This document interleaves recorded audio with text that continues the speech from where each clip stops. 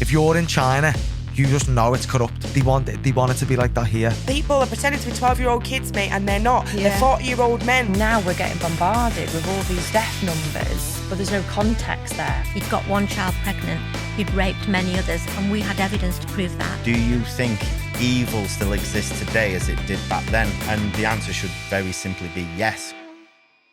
Hello and welcome to the Love, Peace, Truth, Karma podcast. I'm Leanne Brown, and today my guest is the amazing Craig Seaton. He's got a long list of skills under his belt. He is a breathwork and meditation coach, a Jungian Analysis, a Kundalini teacher, a transpersonal psychologist, and a lucid dreamer. I'm really intrigued about this. So enjoy the show.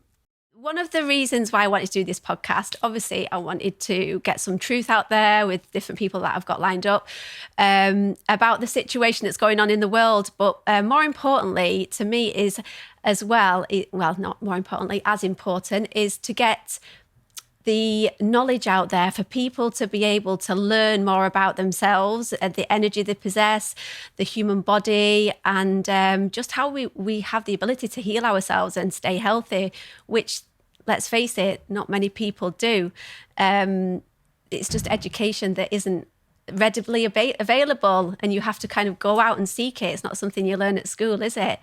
Mm-hmm. So firstly, I just want to start with you, actually. I want to learn a bit more about Craig and how you come to do the work that you did, like what inspired you. Yeah, right. Well, I started off as a personal trainer when I was 19. So I'm 33 now. 33 last weekend, actually. 33. So I had my birthday then. But yeah, when I was 19, I got into fitness, into the gym. I originally wanted to get in the fire service. And Okay. there was nothing to me. I was like skinny as a rake, could barely lift a pencil. And I thought, if I want to be in the fire service, I have to put some muscle on. So I went to the gym, and he was, I didn't have a clue what I was doing. Met this incredible guy there, and he was just so helpful. And he literally taught me everything about how to use a gym, how to gain muscle, fitness, health. And from that, I thought, well, I just loved it. Fell in love with it. Anyway, so as I applied for the fire service, I couldn't get into my local one because of my eyesight, colourblind and blind as a bat. So I was like, right, what do I do now? Are you actually colourblind? Yeah. Just like, they're like ones that merge, so greens into browns, yellows into light greens, things that look quite similar. All right. Yeah, not the best eyesight. Wow. Yeah.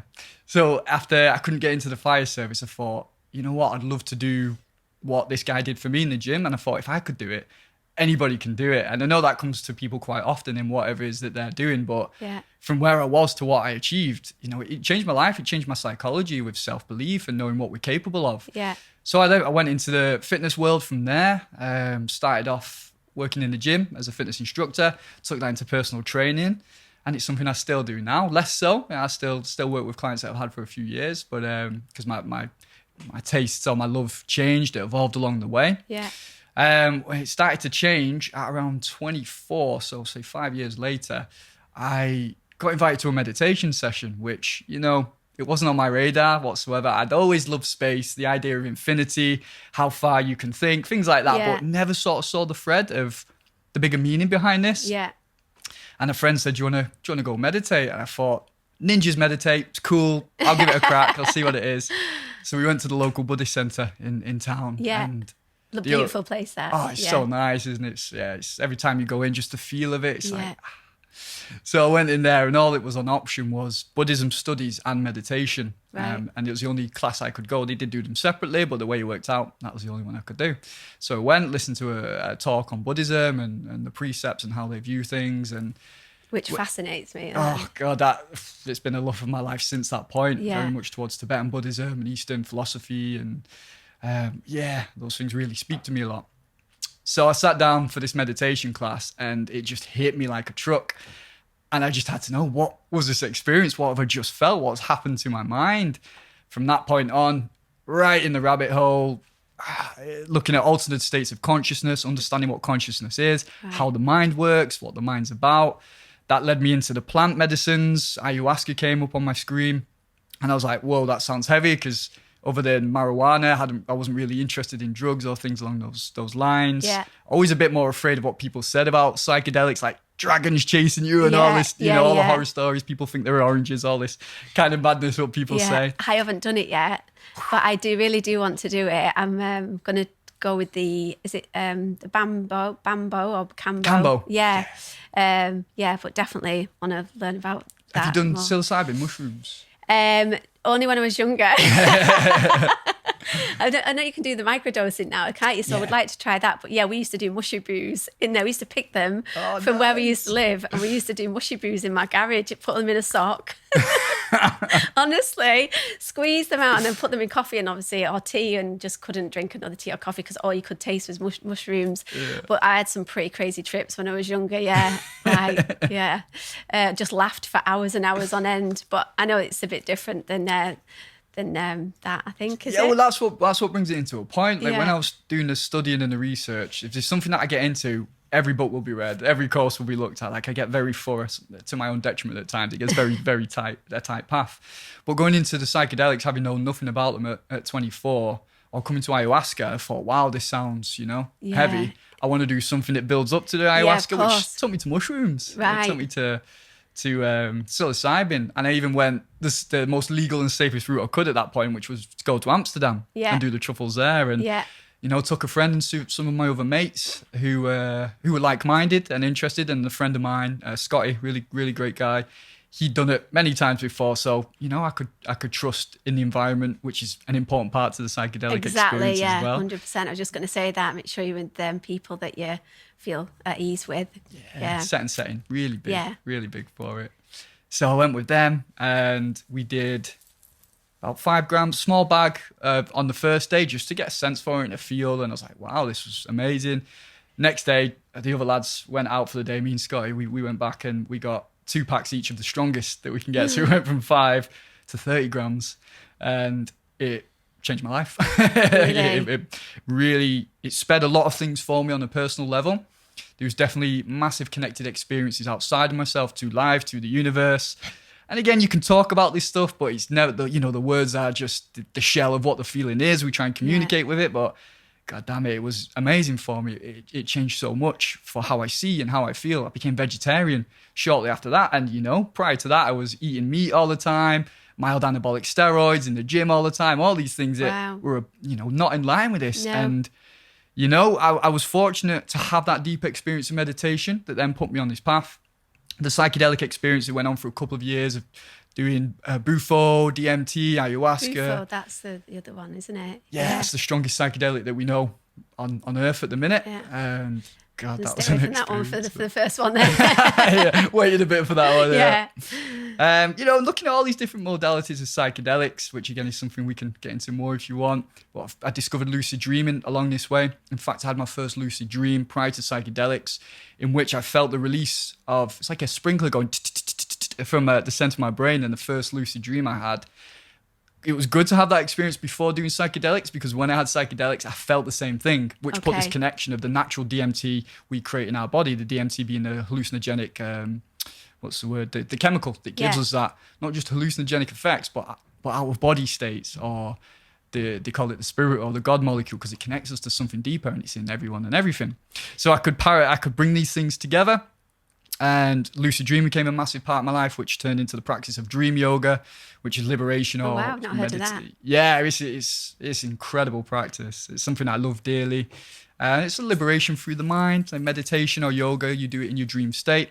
But anyway, before I get too lost, it was going through that. And then I ended up in breathwork by going into Kriyas through the Isha Foundation, Sadhguru, if you've ever seen any of his stuff. Great teacher. I did a course with them where I felt through breath work and using breath holds, I had the same experience of tripping on psychedelics through doing certain asanas or poses and holding the breath or working with the breath. That kind of took me away from psychedelics, even further showing it's all within us. Yeah. I then got into breath work deeply from there, from Wim Hof, from Stanislav Grof, the transpersonal psychology is where that element came in, studied that a lot. And yeah, it's still ongoing, but it's mainly breathwork now, and Kundalini Yoga is where I'm at. Right, yeah. So I'm really intrigued about the Kundalini. I've actually started a yoga teaching course. This is so intense, though. There's so much to learn, is it? And it's obviously just an ongoing practice for the rest of your life, isn't it? Once you've got your that's what you want to do. It's just like a learning process. It's just gaining that knowledge, and there's so many different aspects to it, isn't there? So yeah, just going back to the psychedelics, I think people have this misconception that, oh, it's a drug and it's like, it's bad for you and all that. And for the people that are obviously watching that are completely unaware of it, it is about expanding your mind. You only use such a small percentage of our mind, don't we? And people are just unaware of, by opening the mind and the capacity to see more through hallucinogenics, isn't it? I mean, like I say, I've only done it when I was younger, and I'm really at the point now I want to explore more about it. But yeah, I think somebody's told me that they've started using it for people that have had like depression and anxiety as well. Is that the microdosing? Yeah, Is it with PTSD, depression, anxiety? Yeah. And I genuinely think this is where the world's going now. I think that we are in a transition period. We're chatting before in the car, and where we're going to end up. And it is, I believe that we are going to end up where education is completely overhauled, and that our children are taught to have access to this education and knowledge of the capacity of the brain, and being able to just like do meditation from a child, like from as soon as you can sit up, like to be able to meditate, and the yoga and everything, the mindfulness. It's just so valuable. I'm just gutted that I've actually only just started to learn more about it now in the last 5 years, I'm just hoping that my children, I can pass on that knowledge at a younger age and give them a head start. Yeah, wonderful, really good way that you see the world, Leanne. Yeah. And, I admire and respect that. We need more of it. So yeah, thank you for doing this podcast, and the people you're going to you. get on and coming in. Like, I'm really looking forward to listening to the whole series. Yeah. So the breath work, let me go back to the breath work. So let's tell us the benefits of it. And actually, I mean, you're so knowledgeable about the body and how we the breath is just such an obvious thing, isn't it? That people just completely disregard and are completely unaware of how it impacts us if we don't do it properly, just on a day-to-day basis, but let alone the power it holds from doing classes such as yourself. Yeah, definitely. I mean, there's so many different elements to breathwork, and it doesn't alienate anybody. You can talk about psychedelics or lucid dreaming, out-of-body experiences, etc., and they can be quite far out for a lot of people. Breathwork, everybody benefits from breathing, and it's so simple. Like, the easiest way to consider it is if you just check in with the body now. Where am I breathing? Okay, it's a little bit central. Sit up. Yeah, how's my posture? So we're checking where we're breathing, and people listening, just have a look right now where you're breathing. Most times it'll be in the chest. And when we're breathing into the chest, we're stimulating fight or flight responses, because that's where the anxiety and the stress area gets brought into when we're breathing in that mechanism. But if you take time and just... Right, let me it uncross my goes legs. into the belly. You take that deep breath into the belly, and the belly rises as you inhale. That's it, and isn't you relax. it? There's a reason people say take a breath, or count to 10, just take 10 breaths out in moments of stress or panic. Yeah. Or, I can get very energized, even which would be seen positive in a passionate way, and else I can speak fast at times, and with that comes tension in the body, and it's like, there's not a balance there. It's like, okay, you got a little too far, relax, bring it down. So it's awareness, isn't it? It's creating complete self-awareness. Yeah. Not only is that awareness benefit for our conscious mind, but it's benefit from the body, because the nervous system's responding to how we breathe. So as I say, if we're breathing in the chest, tension, stress, more anxiety, it doesn't mean it's like mad obvious levels, but it can be the elements of that, because that's just what the system does, or the animal system does. Yeah. You breathe into the belly, everything's slower, relaxed, calm.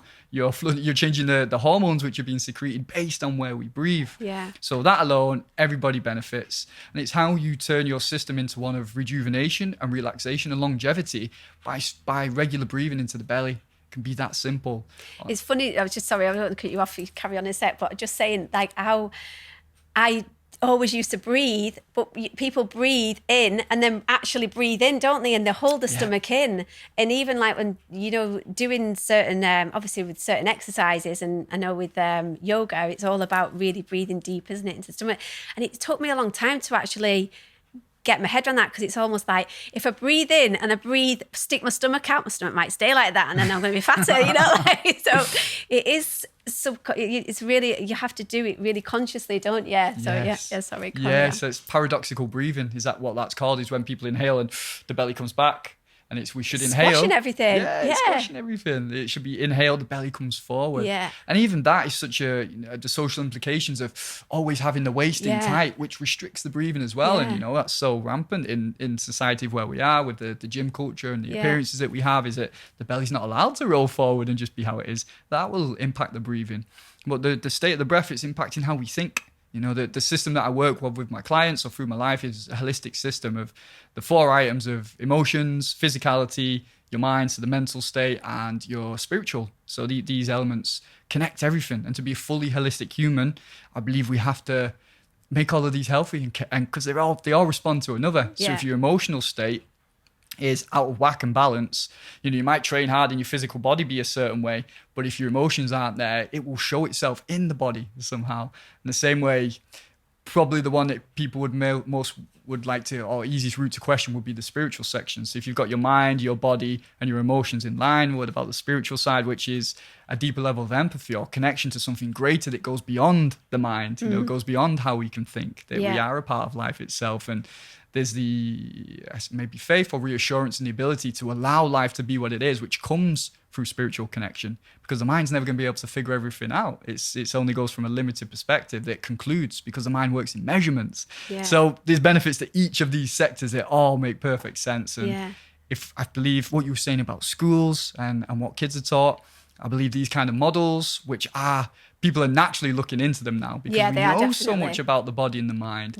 Emotions, there's studies there. We do know quite a bit from my own experience and working with a lot of different people.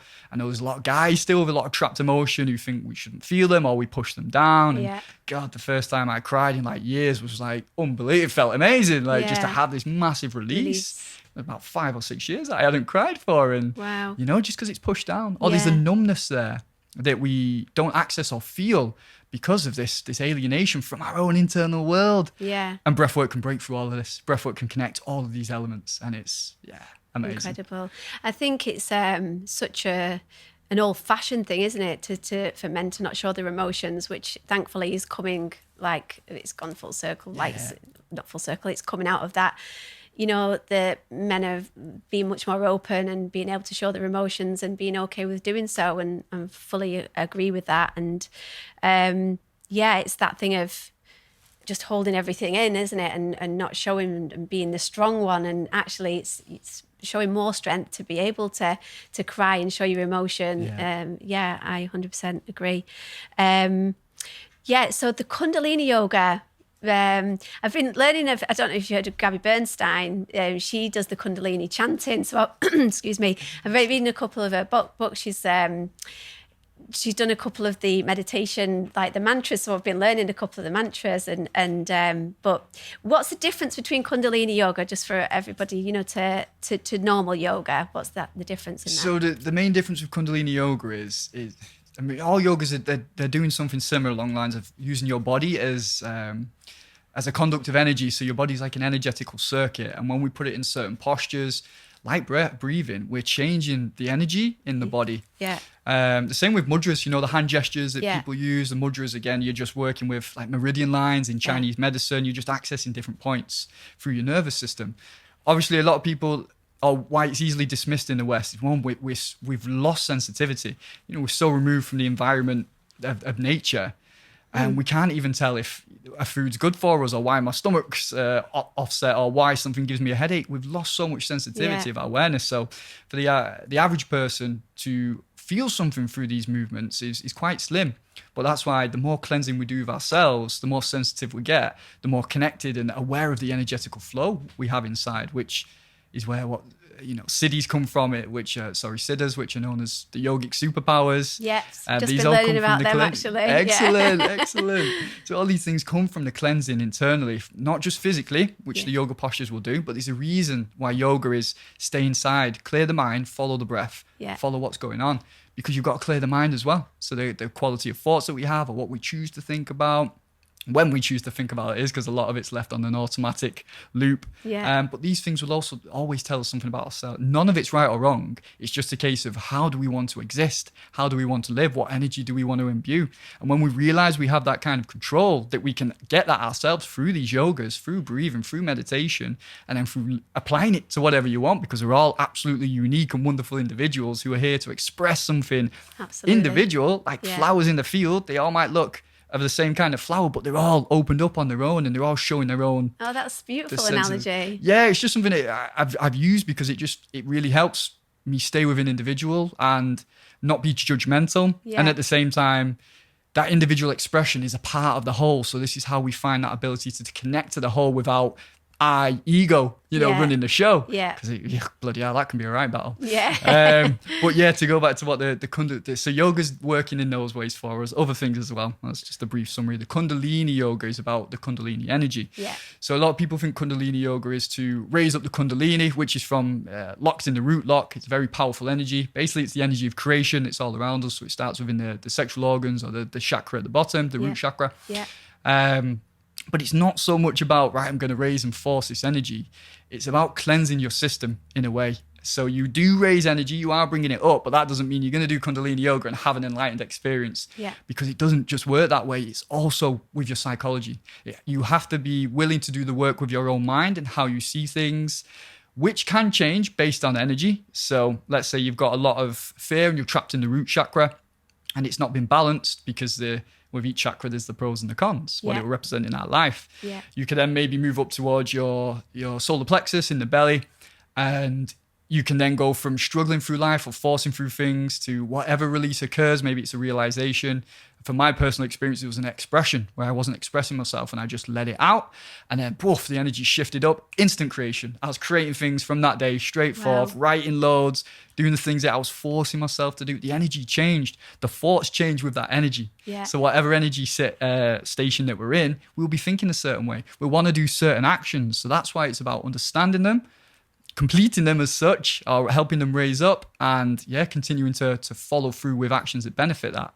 So Kundalini Yoga is very much about, it's a big system on cleansing, really. So you're working through emotional tissue, our emotional energy that's trapped in the body, as well as mantra to connect to sound. The sound creates a certain vibration. That's a nad that they call it, is the science of the sound. The nad helps cleanse the body when we use mantras, singing bells, things along those lines. And there's the physical movements. A lot of it with Kundalini Yoga is like similar movements. So you might just be opening and closing your hands like this. Yeah, and it's repetition. The reason for repetition is to break the chain of habit of energy that's within the body. So you might have an injured shoulder. An injured shoulder is not just on a physical level. It can represent 100%. the fear, the inability to reach out, or you're holding the world's weight on your shoulders. Of course, it's got these kind of things. These sayings have links in. Yeah. So when somebody's doing a kriya where they've got to keep their arms up in the air and it's really, really tough, there's an emotional reason behind that. The kriyas help break them. Yeah. And it helps build your energy up, raise your energy, and become self-initiated through that process.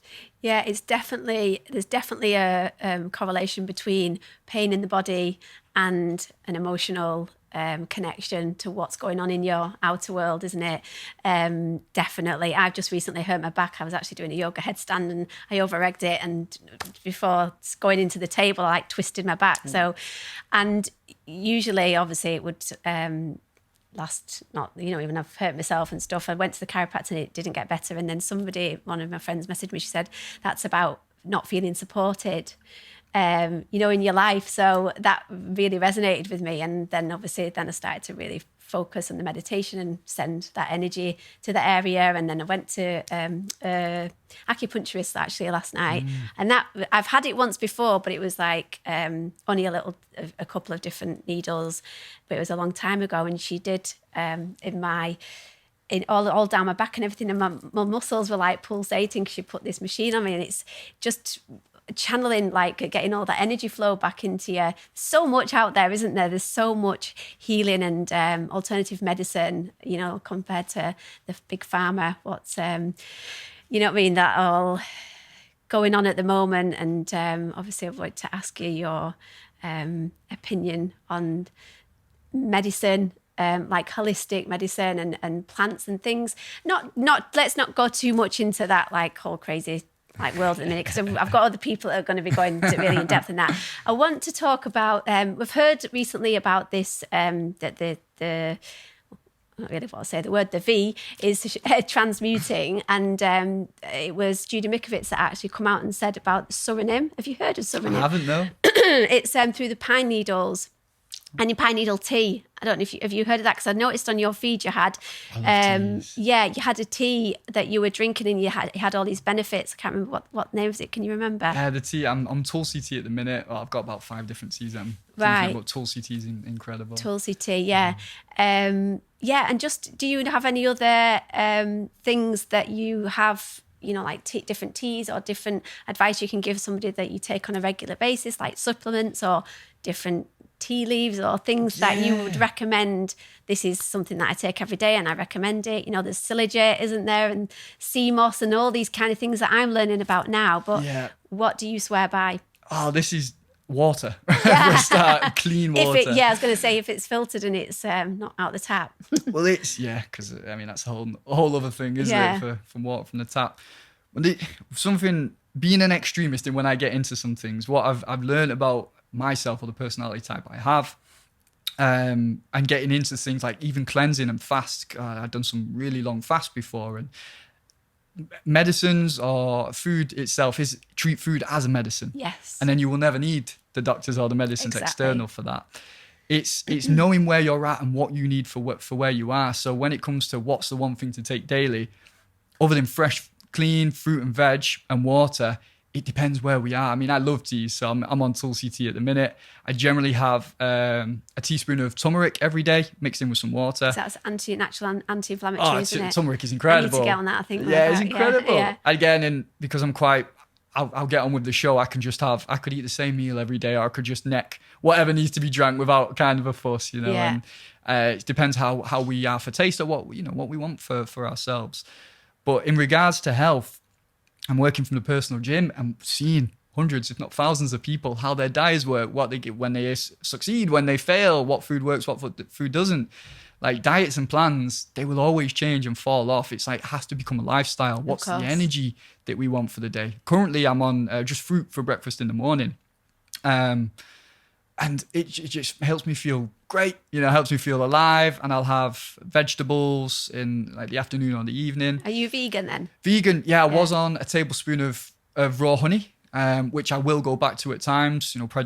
Primarily I'm always eating vegan, but that doesn't suit for everybody. There are people, and I'm completely against eating animals or killing animals or having something that we take for nutrients, basically because we don't have to do that. We don't need to do that. Yeah. But everyone's at different stages of their life and evolution. Like, it's not the same for me as somebody else. Jordan Peterson, for example, if you know Jordan Peterson, great psychologist. He just eats meat, And really? Because of his body type and what's going on through him. Now, I'm not saying there isn't another solution to look for different foods and plants that can alleviate that. If somebody's generally tried it, and I have friends who have, and they've gone into vegetarian and veganism, and then they've come out, or they've just been vegetarian rather than vegan. It's everybody's build up, everybody's nervous system is different. The most compassionate way that we can get there, wonderful. Let's all do that. Surely that can't be good for you, just eating meat, because your body takes such a long time to break it to down, digest it, to go through it. I would say the same thing, but he's a very smart man, unless he's got a massive blind spot towards it. And I can't remember the word is, but he has an illness about it. And if he doesn't get a certain amount of something that he's getting from the meat, and again, I can't give out the full details of what it was because it's not in my head. Yeah. But, certain people have certain ailments. All in all, we can all survive off a plant-based diet unless we have something along those lines is my point, what I'm trying to make clear. And it's seeing what's the best changes and movements we can do to make our system healthy and support the world around us, because it affects all of us, whether it's down to plastic or we're enslaving animals and killing them because we like the taste of something. Being in the gym, the whole protein thing was mad, especially when I went vegetarian first and then vegan in the gym, and I'm around a lot of meathead dudes, who are taking so much meat every day, and the protein has to be this amount, but it's in the plants, you know, and it's in the food Yeah. and it's in nuts and seeds. It's just all about money, isn't it? Like, Yeah, there's so much of that blind side towards what we should or shouldn't be eating. Whey protein, for example, terrible. You know, it's a derivative from dairy, from cheese, and that whey is just a waste byproduct. It's cost tuppences to make, and they sell it for 45 quid. It's like, you know, there's money behind these things. Yeah. But it's to reflect on the inside. Why are we doing these things? Why do I want to consume this much protein? Like in the gym, why am I training? I wanted to look good. I had insecurities about how I'd look and thought I could only be seen a certain way if I train this much and eat this. So it's always coming from within. And I think it's brain, it's what's in front of you, isn't it? And you can't get away from it. And it's like what's happening at the minute. It's like you just can't see anything else. Yeah. So... And it's readily available, like there in your face. It's like, you want it, you want it, you want it, you know, like, so it's easy. Very true. It's not the opposite side that's readily available, like the education and knowledge and every situation, everything that we're talking about. Yeah. It's crazy. Yeah, you're right. And that's why bringing these things out, having these talks is what's required to help elevate those people and ourselves all to a point where it's all sustainable and healthy and beneficial, because it's, again, you know, you can see the preachers on the street who are talking about, you know, you must live like this way, repent for your sins, etc. Or the activists who will hold up the images of the dead animals or the videos, you know, when they're walking down the main streets of town. Like, whatever an extremity is, it's going to ruffle some feathers. You might change one or two mindsets out of 100, but when that person's, as long as the information's available somewhere, which it is with the internet, plant the seeds. Yeah. It's how we go about planting the seeds can have the effect. And this is why it's always learning from ourselves, because I've been in those extremes and tried methods those ways. I remember going to my first protest once when I was 25 and I was like, wow, I really didn't believe it would make a change. People were drinking in the streets while they were doing a protest. They were shouting, they were swearing. There was kids and families around at bus stops and old people. And the things they were saying about the government, I was like, man, this isn't the way I want to make the change, you know? So it's always about, how's the individual want to do this? Yeah. And very much like the pendulum swings, we go from one thing, we'll go to the other side because we've found the light, we've found the truth. And then we'll be on that. And then we see that eventually we have to balance these things out. We've got to find that central point. We only get there through experience. You know, we learn, everyone's a mirror. We reflect, we learn, see what the energy says inside, you know? Yeah. And take it from there, because it's difficult to make these changes. But that's the point of sharing. That's the point of communicating, right? Without victimizing, pitying or blaming others. It's like, what's right for us? How do we all get there? Yeah, that's something that I'm really trying to do at the moment, especially obviously I'm sharing lots of things on my social media and obviously come under a lot of fire and people not liking you having a difference of opinion of what's been fed into the narrative that's coming from mainstream. And I've got sucked into that lower vibrational, like, you know, arguing with people and trying to, not necessarily arguing, but trying to reply to them and try and make them see a different way. And it can get, you know, it does make me feel crap, you know, when I do it. And now I'm sort of really, I've not got into not answered anybody when I've put the last few posts up, because I've really sort of sit back and think, is this coming from a place of ego or is it coming from a place of love? Because everything I feel like I'm sharing, everything I know I'm sharing from a place of love, because I want to just let people know that there is another side of information that's what's been given to you. But there's also that element of ego that almost I want to prove them wrong. I want them to understand that what I'm saying is right and this information is there. And so it's taking a step back and really assessing ourselves, isn't it? And getting in tune with our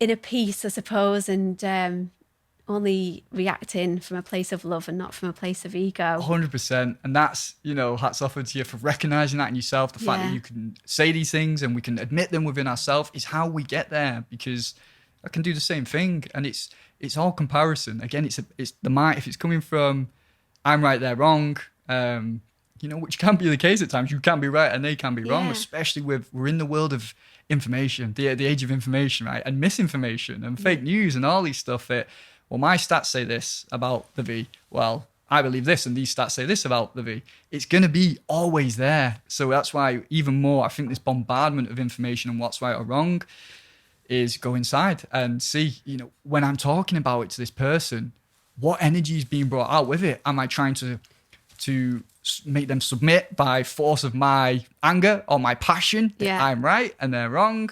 Or can I understand it?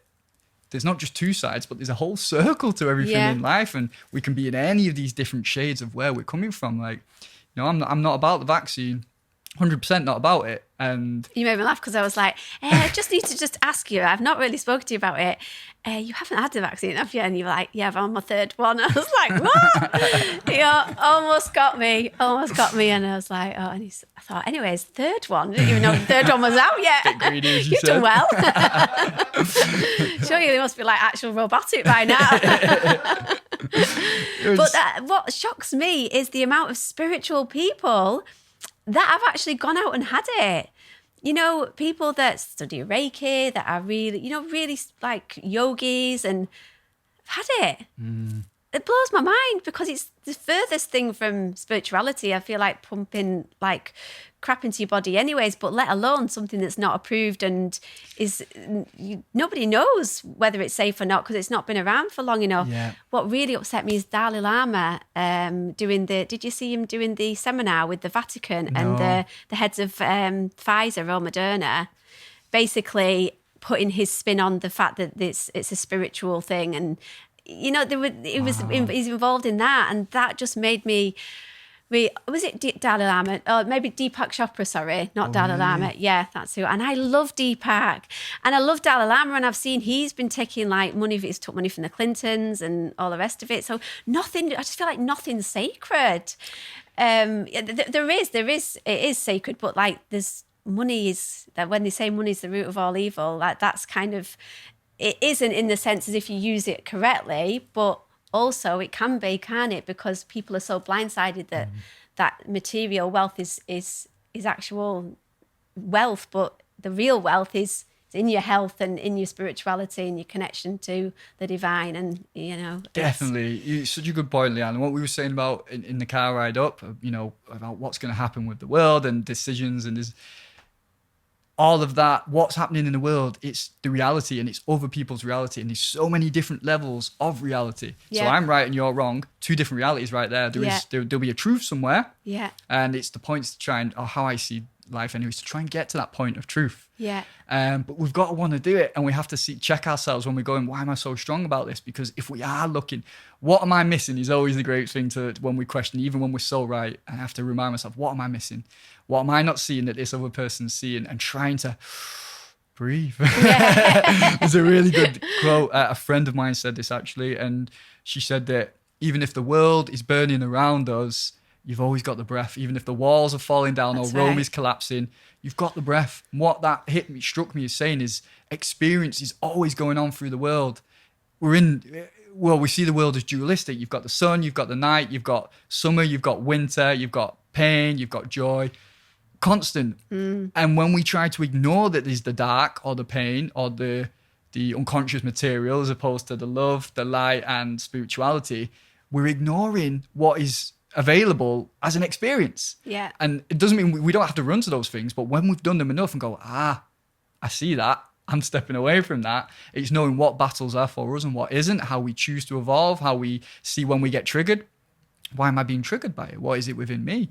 And I think currently with what's going on, it's difficult because, as you said, perhaps, and it doesn't mean people aren't spiritual who are choosing to get it. It just might be that part of the ego or the fear that's kicked in and gone, I'm worried for what the example is for kids or for family, or the bizarre ones are going on holiday. Like people will take you to go on. It's like, that's when, okay, we're stuck on a certain level of ignorance because we're willing to sacrifice things to have these luxuries in a sense.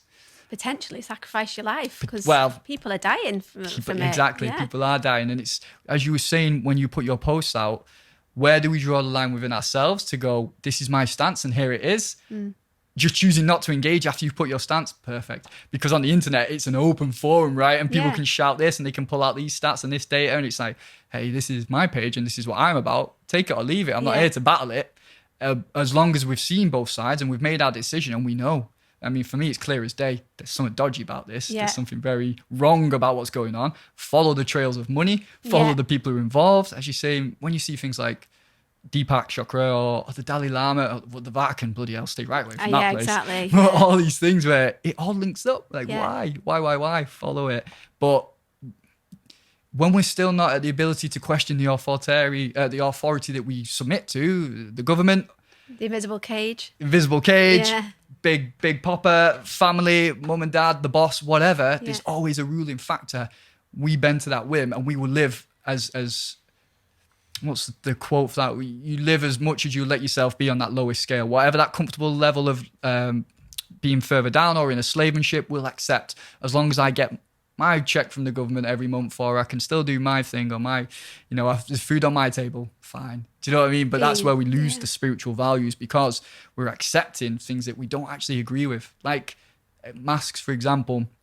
If somebody doesn't believe in wearing a mask, but the fear gets us, and I completely understand, and I had to struggle with it at the start, is to be able to walk in the shops or take the train today and not wear the mask, because it aligns internally. It's not something that's being resisted or pushed against, because, hey, I can say no thank you, and here's the pass that I need to show you, without getting into a massive debate or an argument with the people, because the numbers are big on either side, right? It seems people who choose to be against it are probably in the minority, but again, you're looking at media that's telling you a certain thing, right? So where are we inside, and how are we able to fight, to navigate our ways through the experiences of what's going on around us? Because that's what it comes down to, is the sovereign responsibility of you as an individual, what you believe, what you feel, how you want to get that message across. Again, like talking about activism. Activist? That's the word. Yeah, activism. Thank Oh. you, sir. So it's taking activism. Well, what I was saying about vegans earlier, sometimes that's needed to go in and save these animals. Is that my role? I don't feel it is. But somebody feels it's their role. So people are playing out what's right for us, for our own internal evolution and growth and development. And if you consider things depending on your stance in karma, in past lives, in you don't just have one life, YOLO isn't a real thing. I believe we have many lives. Yeah, me too. That it's a continuing development. It's not you just here, live for it now and you're gone. It's like, I believe in energy. I believe in the spirit. So keep developing and go through what you have to go through. Reflect on what you have to reflect on. Was that the right thing? I feel bad about that argument. Maybe that wasn't the right. Maybe that was the right thing. Let it be, but learn and grow from it. Yeah, exactly. I love that. Amazing. I think what you touched on there about being comfortable is the worst thing you can do, isn't it? Be comfortable. It means that you're not pushing yourself, you're not growing, you're not learning, and that's something that we should all be doing continuously throughout our lives. Let's talk about the Jungian Analysis. What is this?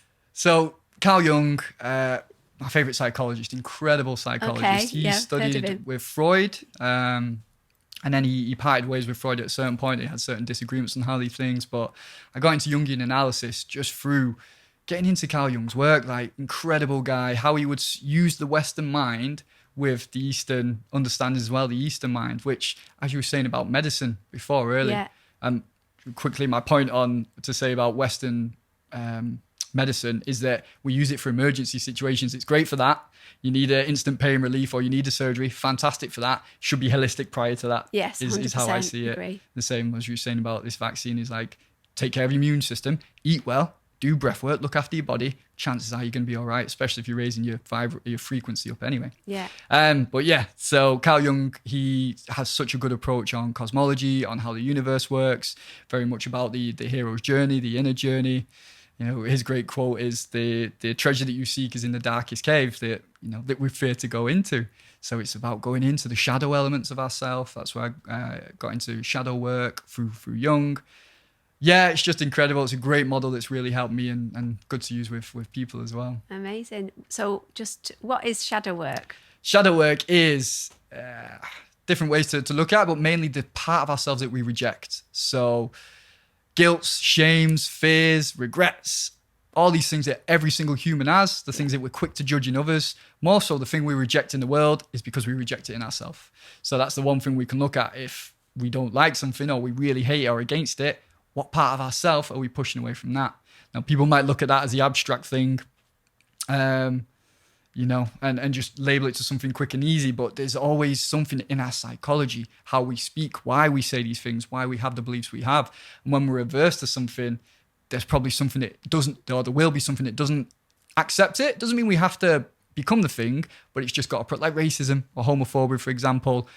We're not accepting another part of life. Like, why? What is it that we were restricted from? Why do we believe certain people should have rights and other people shouldn't? And these things are getting eradicated now as time goes on. Well, and actually coming back, some of them, segregation, division. True, yeah, very So well they're trying said. to bring back, Completely aren't they? right. Yeah. That's a big plan of what's actually happening now, is create that segregation It's again. like going back. Yeah, you're right. Good point on that. It very much is so. If One you've half got of the rights, world is anyways. The other half is uniting and spreading love and through the world. Yeah. Hi, cuz. And like as you're saying with the passes and what's going to come with that is that's basically you can come in or you can't, based on something that's not terrible. factually true. So Yeah. you're right. It's a really good point. It baffles me that people actually are all for it. It's like being in a club, isn't it? It's like being an acceptance of having a sticker and having a free donut. And, I can go into the cinema, or I can go on see a football game, but it's a scary thought process that that's where we're heading. But then I'm just praying that even if that does happen, that there'll be the other side, and lots of people having businesses and restaurants and things will be like, I'm not following it. I feel like the mask thing and the track and trace was a big test, and a lot of people did follow that, so that worries me slightly. Yeah, I think you're right for the concern towards that. And again, it's because there's money involved, right? Yeah. It's like, I've got to provide for my family or my business. Yeah. A lot of businesses had to shut and close. So it comes from the fear mentalities. I have to do this to stay open. Yeah. And when it comes from something that, check if it's a law or is it a guideline, like the masks. It's a guideline. It's not a law. And when it's coming from the fear of I want to do what's right, but it's coming right from morals. And again, the moral comes off a measurement or the experience we've had. It's zooming out of the moral and looking at the whole spectrum of life. Like, how do things benefit? What is this line? Where will it take us in the future? Is it going to go right or wrong? And it's looked like it's going to hit a car crash because, as you've said, the segregation factors are coming in. You can come in, but you can't come in over something that's not proven that it is what it exactly is, or what we're being told it is. So that the opposite side 100% will rise from it. In that, I know a few vegan eco villages that are starting up because of it. It's bringing people together. Tell me where they are. I want to go live there. Well, a couple were in Wales. Oh, wow. And with people getting together, setting these Amazing. things up to put in the future years. Yeah. Funnily I'm enough, all they over were that. saying that they would have people with the vaccine wouldn't be able to come in. Yeah. Because of what's potentially, as we've seen with that cut of protein, to be spread via that way. And again, it's like, then it's like division too, but it's like Exactly. they're winning both ways then, isn't there? The elite or the people that are instilling this fear is like they're almost doing it to the people that are enlightened to it and not wanting to the divide, they're wanting to unite. But then obviously there's that fear aspect of, if you've had it, then what's the detrimental effects that you're going to be passing on to those that haven't? I think at least for a short period, we should be much more aware of keeping as less as exposure as we can till we know more with regards to the worries of the stuff that's happening with women and stuff like that. What was I going to say? What was I actually going to ask you then? Lost my train of thought. I think as it comes back to you, just my thoughts towards that is it's a difficult one because we're social creatures, right? I think I'm in Manchester in the city centre, and a lot of people have had their jabs. Yeah. And as tempting as I've wanted for my life to go in the monasteries in the mountains and stay there, I feel that the ability to be in life has a greater effect on ourselves and those around us. As long as it's not we don't want to be in the swamp and getting sucked down. That's why you've got to know yourself. Yeah. Can I be around these people, or can I be around this? Does it affect my energy too much? Maybe I need to rest, take a week out, and then I kind of get, like when people take holidays. Yeah. The idea is you build your lifestyle so you don't necessarily need holidays. It's every day can get to that point depending on how we see things and how our health is. But will this divide happen? Because I agree, if it's a dangerous situation and we don't know, and it's almost a lunacy to go and get these jabs that we're going to have infect ourselves when we don't know what's occurring from it. No. And they're pushed out. They're not even FDA approved in America, but they're still pushed as if it's the right thing to do because there's misleading information. And that's the shame, is the people who don't want it, they may get the effects because of that. And this is why my beliefs comes down to the effect of our own frequency, And wherever we are at a certain stage, as long as we're doing the best to eliminate the egos we have in ourselves, create space, create freedom inside, let the universe come in and let the self and the I go out. So the frequency raises, and that much we're just a tool for the universe and getting to experiencing it, without the grasping or the attachment. And, Nostradamus, who was able to go to people with plagues and not get affected, or the stories of Jesus, who could be with the lepers and not get affected, because mad frequencies, at high levels, humanity can get there ourselves by that cleansing, as we were talking about earlier, like the purging of the things within ourselves. And it's not like, I'm that strong now, I can go and fight every disease and illness or walk through fire. No, it's like, what level are we at? Yeah. Because it comes just being around people who are depressed or sad and angry. It can pull us in if our frequency doesn't understand and accept and know where our tolerance levels are. Yeah. So as long as we continue to rise up, I think those people will be the ones who will be okay. But know within ourselves, because the realistic traits is the majority of us aren't there, and we're having these battles and the struggles, and we need to know what's best to get that. And that might be separating for a while as it plays out. Can we all go and hide in a bunker for a few years, until it figures out? No, we can't, as much as we'd like to. So it's, how do we navigate the reality that we're here and raise ours up at the same time? I've looked at a post that you put up, and it said something like 40 trillion bacterial cells in the body and 30 trillion human cells. And imagine an army where they're like waiting on every whim of every thought and every instruction. And that's exactly what you're saying, isn't it? We have the ability where our cells react to every single thought process. So if we feed them with that negative thought process, it's going to have an effect on us. But the opposite, like the latter, can raise us up to the vibration that we need to be to fight whatever we need to fight, that we're going to come into contact with. The lucid dreaming, There's so much. I was like, we've got through everything else, but the lucid dreaming and the transpersonal psychology, I don't even know if I'm going to get a chance to talk about that. But the lucid dreaming, I did a little, the Mind Valley masterclass. So it was only an hour, when you just learn a little bit about it. But I did a lucid dreaming on that, and found it really fascinating, because I don't know if you've seen that it's on TV at the moment. It's like a series Behind Our Eyes, the Astral Projection, and so I'm like, I fancy a bit of that, but it's not as easy as it looks, is it? Just count your fingers and close your eyes, and then you're there up in the sky. But I did it, and I actually had a really profound experience. And this is the first time I've ever had this. I do listen to meditation when I going to sleep most nights. And I was listening to it, and I'd kind of gone like out, into like kind of a sleep mode, but I wasn't fully. Obviously, that's the area, isn't it? That's the timeline that when you can do the lucid dreaming. And I just had a feeling that somebody had just two hands had scooped me up from behind me, underneath my pillow though, and just sort of lifted me up.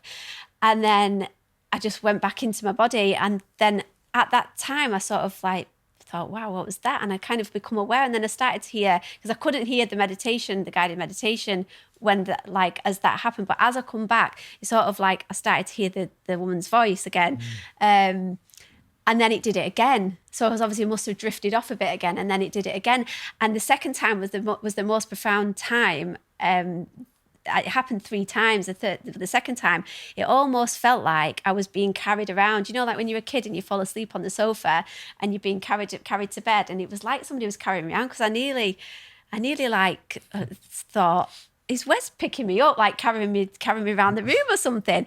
And I was like, I went back into my body, and then I become more aware. And then the third time, because I remember thinking to myself, right, that's happened again. I'm going to see if it happens again. Now I'm more aware. Obviously, I thought I was like awake then, but clearly I wasn't.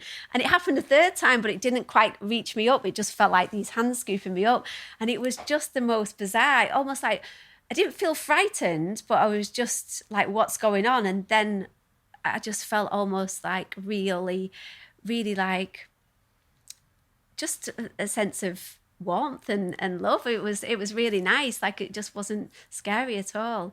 So it's kind of something that it's hard to navigate, isn't it, to do? It's not, I suppose it's just, go on, explain it. Explain how you do it. I just loved listening to your description there, probably making me have a big smile on my face. Like, amazing, and I love hearing experiences like this. And so It was funny actually because a friend I was doing a podcast with, she sent me a question after watching that Behind Her Eyes. Yeah. And she was like, if I astral project, can somebody else get in my body? And this is the thing with media as well, and also Netflix, and what media is coming from what it says. And but at the same time, things open our okay, astral projection, great. So there's always good and bad, right? Yeah. But the experience of that person, I was like, it's not. You don't need to worry about that kind of thing. I attended a workshop online. There's a woman called Jade Shaw, and she does astral projection.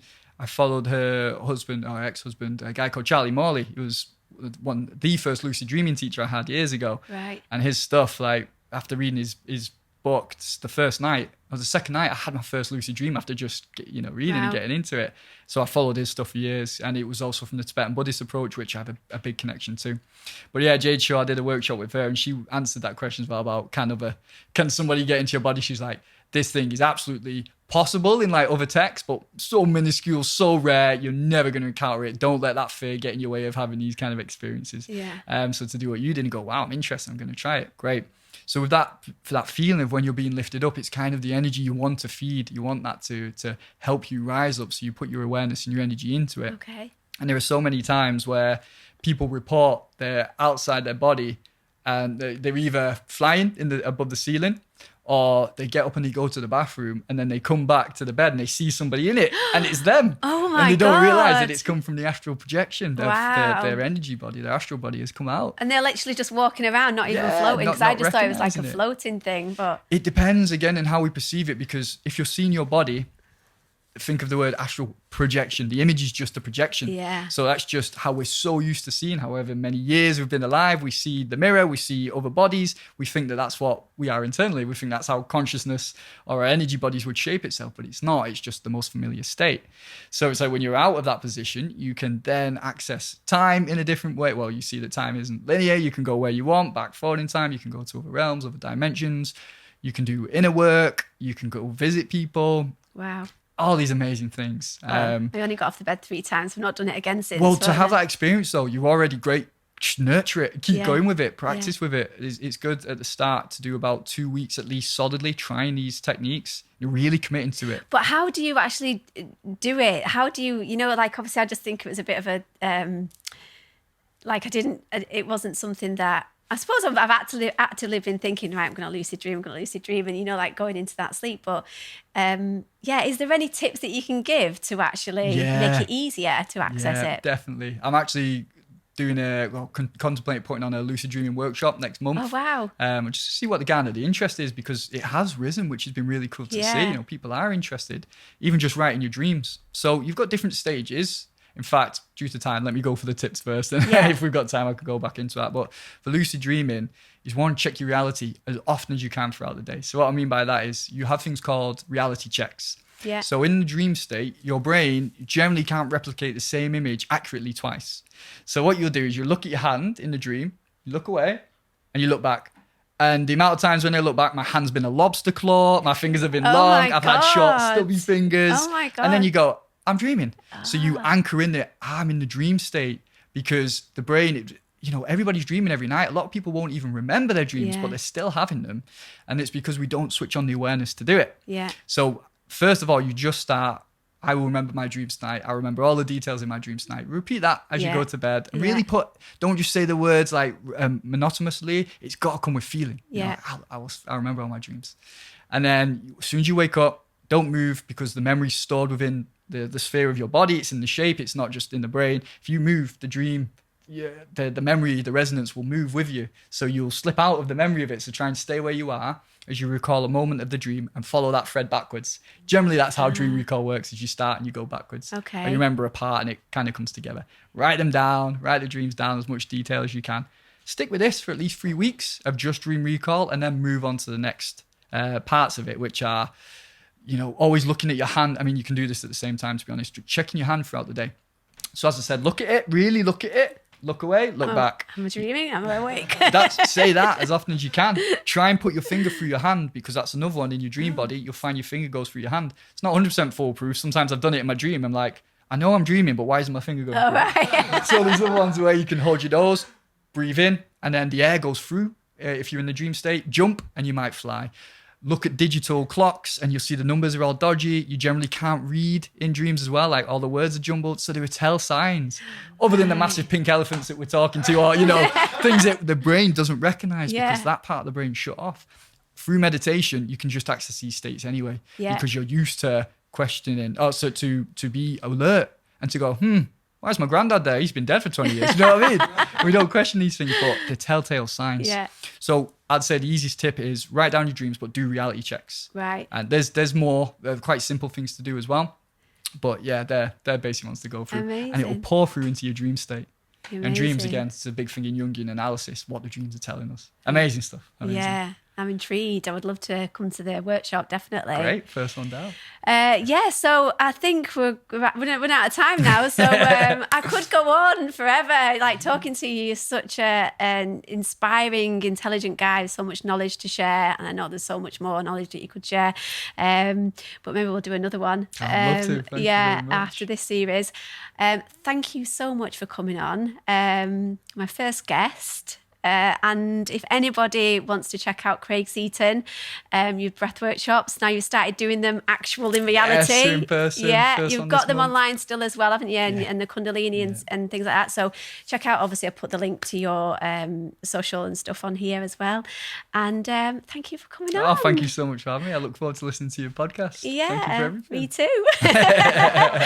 It's been a pleasure. Thank you so much for tuning in to the Love, Peace, Truth, Karma podcast, and look forward to sharing the next guest with you next week. So don't forget to tune in. If you're watching this from YouTube, don't forget to like and subscribe and turn on the notifications button. Peace out.